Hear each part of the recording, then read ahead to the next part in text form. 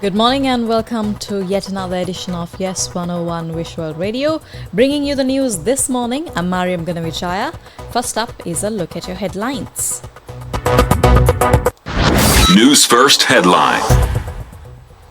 Schools to operate as usual today.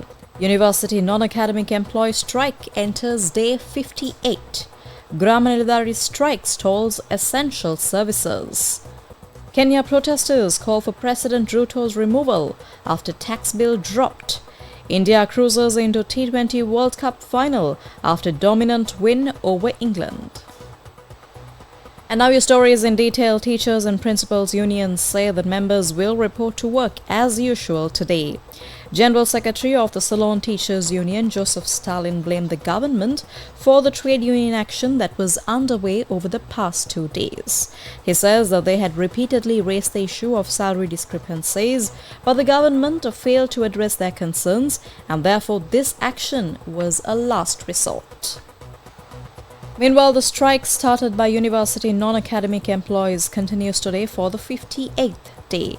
Co-chairman of the University Trade Union Joint Committee, Dhammika S. Priyantha, says the government is yet to respond to the strike, which was launched in protest against the 15% salary cut and the non-increase of the monthly allowance. He says that due to this, a satyagraha was also launched opposite universities.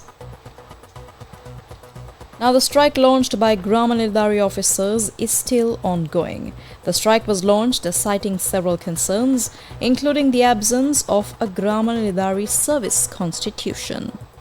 Co-convener of the Grama Niladhari Officers Union, Jagat Chandralal, says that due to this, many government services have stalled. He says that these include essential services such as insurance of Grama Niladhari certificates and death registrations. Now, the Grama Niladhari officers launched this strike yesterday after taking various union actions to pursue their demands on several occasions. International news.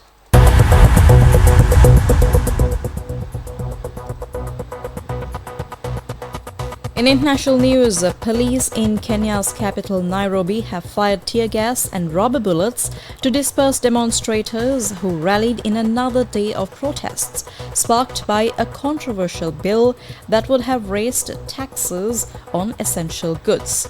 Hundreds of people again took to the streets to call for President William Ruto's removal, a day after he caved into young protesters' demands to withdraw the deeply unpopular tax bill.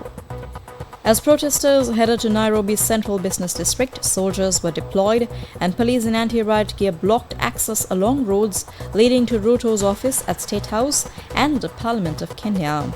Turnout by demonstrators was lower than previous days after mass protests turned violent, killing more than 20 people, according to human rights groups.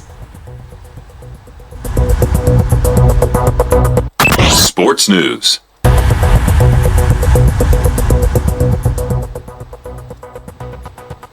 And in sports, it's cricket. India booked their place in the final of the T20 World Cup for the third time with a comprehensive 68-run victory over England in a one-sided second semi-final at the Providence Stadium in Guyana.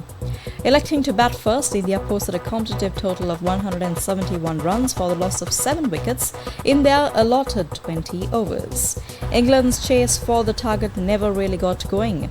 Facing a disciplined Indian bowling attack, they lost wickets at regular intervals and were eventually restricted to a paltry 103 runs in 16 overs. India will now face South Africa in the final, which will be played tomorrow. You can catch the live action of the T20 World Cup on TV1 and at www.sirasatv.lk. Those were the top stories on this morning edition's Yes 101 Visual Radio. Thank you very much for joining.